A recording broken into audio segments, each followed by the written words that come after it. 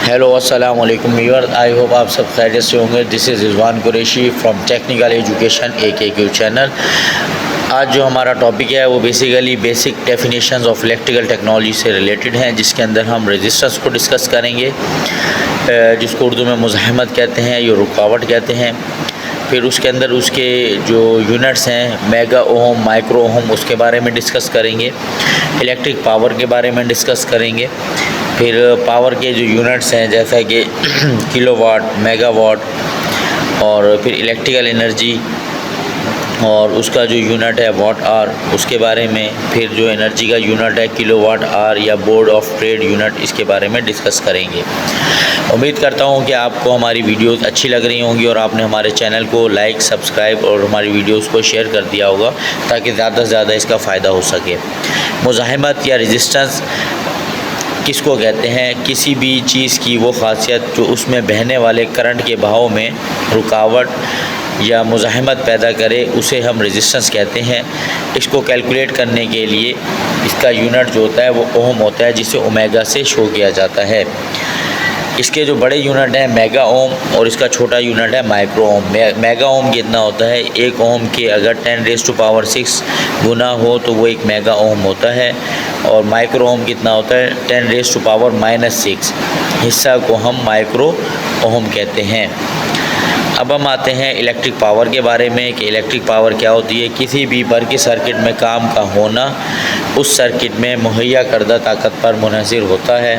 काम करने की जो रेशो होती है उसको हम rate of change of work done जो होता है वो पावर कहलाता है।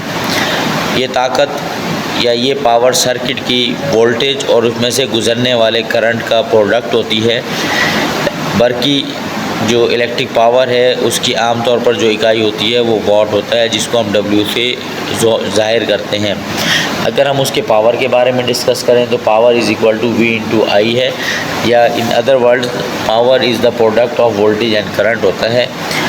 जो पावर की जो यूनिट है, वोल्टेज की यूनिट वोल्ट और करंट के यूनिट एम्पियर का प्रोडक्ट होता है। लिहाजा जो पावर है watt is equal to voltage into ampere होता है।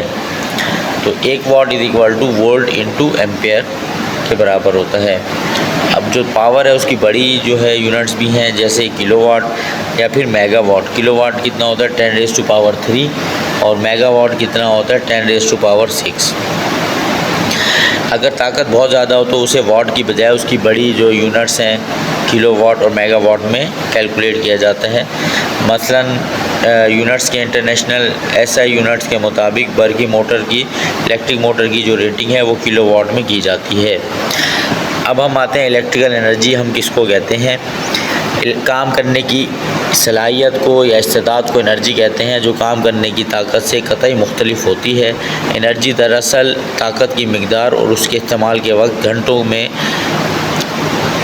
मतलब ये कि energy is equal to power into time होता है। अगर ताकत की यूनिट वाट है और वक्त का यूनिट घंटा हो तो एनर्जी की जो यूनिट होते हैं वो वाट आवर होते हैं। अब हम आते हैं किलोवाट आवर या बोर्ड ऑफ ट्रेड यूनिट। रोज़ाना कारोबार में बिजली की जो इकाई इस्तेमाल होती है, जिसे आम तौर पर यूनिट भी कहते हैं, वो किलोवाट आवर कहलाती है। इसको board of trade unit BOTU भी कहते हैं। बिजली का माहवार या मंथली जो ख़र्च का बिल भी इसी यूनिट में आता है। इसका जो फार्मूला है kilowatt hour is equal to used watt into या active watt into hours divided by 1000। मसलन अगर 200 वाट का एक बल्ब 20 घंटों के लिए इस्तेमाल किया जाए तो एनर्जी का जो खर्च होगा वो कितना आएगा? 20 इंटू 200। 20 क्या है? आवर्स हैं, 200 उसका वाट है, डिवाइड बाय 1000 करेंगे जो कि 4 आएगा। तो पर यूनिट जो है उसका किलोवाट आवर 4 यूनिट होगा। उम्मीद करता हूँ आपको हमारी वीडियो अच्छी लगी होगी।